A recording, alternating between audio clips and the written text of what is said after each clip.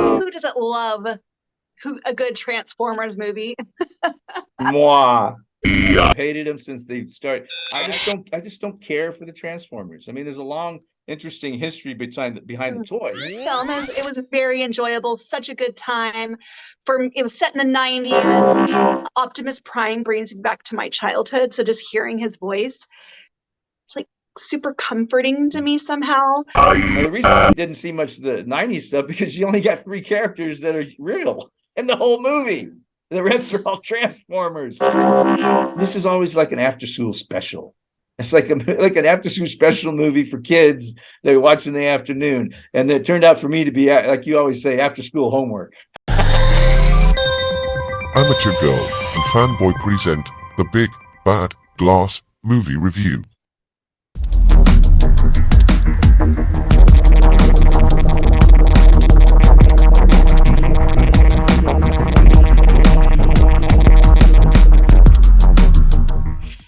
Hey everybody, welcome back to our channel. We are so excited this week to be bringing you Transformer Rise of the Beast 2023.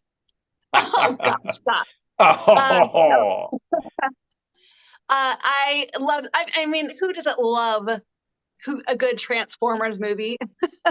Moi. I really Okay. loathe the Transformers. I'm telling you, I've hated them since they started. I actually didn't go see the first one until I think I saw it on tape or video, whatever the heck it was on first, when the Shia LaBeouf one. I like this kid who played it, right? But the movie itself, I just don't care for the Transformers. I mean, there's a long, interesting history behind the toys and how, it was a Japanese product, and then they partnered with Hasbro, become the Transformers.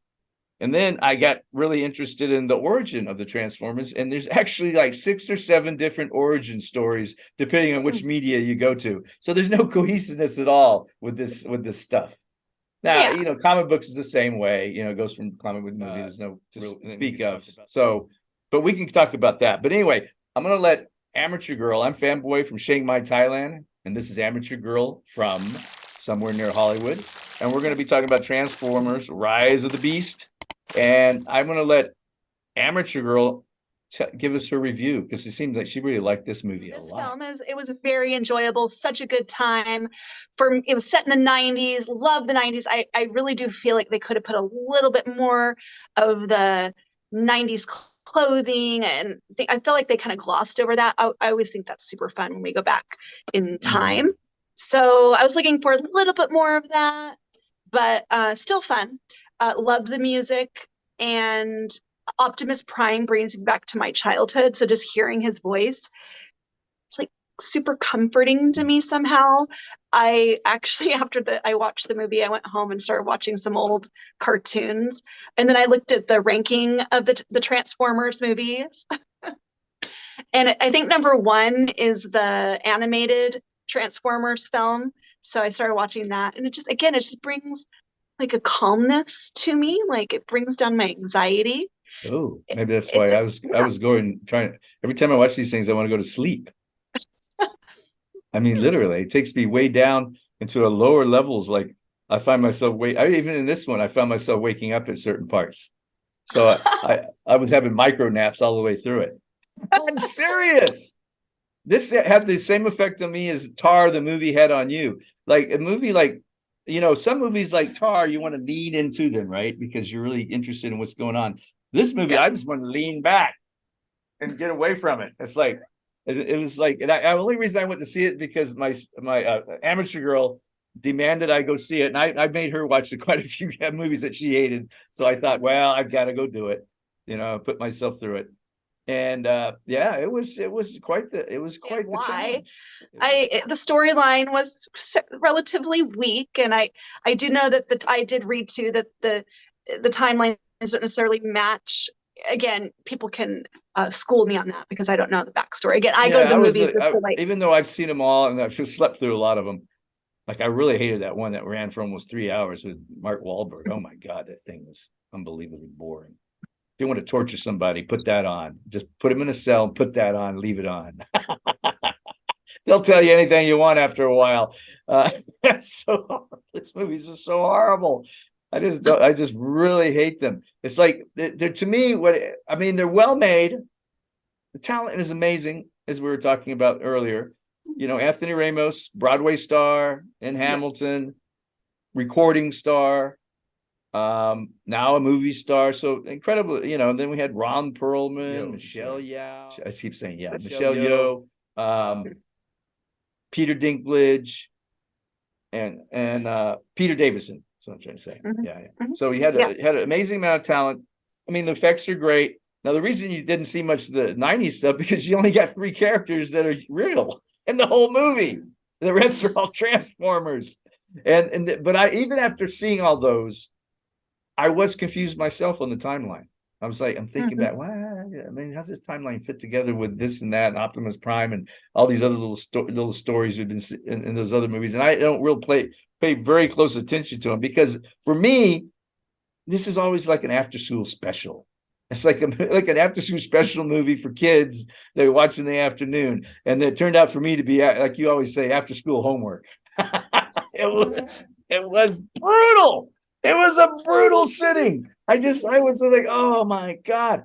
But I did go through and I looked at some of the talent behind it. The director, Steve Capel, did Creed 2, which is highly, well received. And Stallone picked him because of because of his generation. He's good with the hip hop stuff and all that, right? So he did that. That was the second. Besides Anthony Ramos, the second thing I enjoyed was the design of that kind of, like you're talking about, the hip hop era, the early 90s, right? Yeah. They could have done more. But again, it's a Transformer movie. What are you going to do with it? And I'm terrible. And it was just a brutal.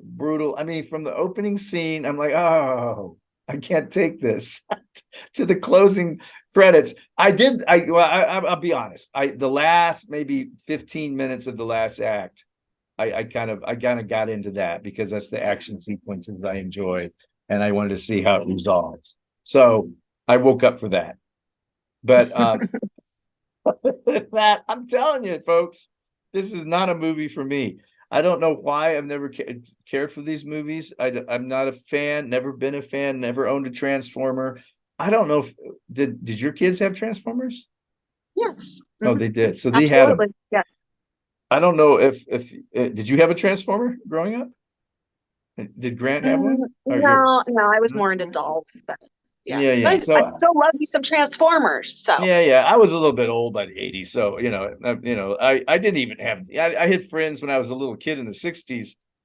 No, that's another point. Is had GI Joes, and they did tie this into GI Joe at the end. So that will be interesting. I'm not sure how GI Joe is Hasbro. How GI, and I do like the GI Joe movies. I quite I like them a lot. Oh no, I have to take it back. I did enjoy Bumblebee, the movie Bumblebee, because it was a little scaled down, more intimate kind of movie, not this big loud bunch of mechanical toys smashing each other in the face, right? Yeah. So I would take that back. Bumblebee was a standout. Other than that, I hope to hell they don't make another one of these ever again. Well, oh my God. And then Amateur Girl will make me go see another one. Yes, I will. I would watch the movie 50 times compared to one of these. Isn't that funny? It's just that's the way my brain works. Our brains are funny that way. It's all subjective, folks. Unless it's a truly terrible movie, like badly made and blurry, you can't even see it, right? I remember when I was in film class, some of these people would bring in these movies that blurry. I said, dude, the first step is just to let us be able to see the picture. Forget about the storyline. Just be able to see a picture that's in focus. That's a fantastic start right there, right? So unless it's something really terrible like that, it's all. Most of these Hollywood movies are, very finely made, well done. So it's all subjective, again. But that was for me, and I think that the critics hit it at like 50%, about 53%. I would give it about 25%, just because there's the 25% is taking notice of all the talent that was in it. The Anthony Ramos, Thank you. which is new to he's a new one to me, which I liked him. Steve capable. I think he's capable of doing much better, of course. And how we got, of course, he gets hooked into these things because they give him a lot of money, right? And but the overall design of the Transformer is just not for me. I'm not a fan. It's like some people don't like Star Wars, but other people love it. Even if it's a horrible Star Wars, they still love it because they're fans. I am not a fan of Transformers.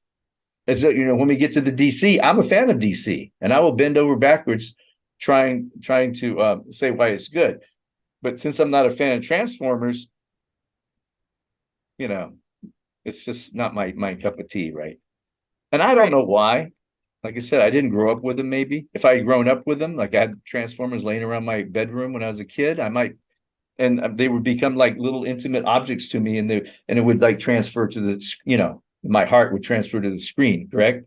That kind of thing.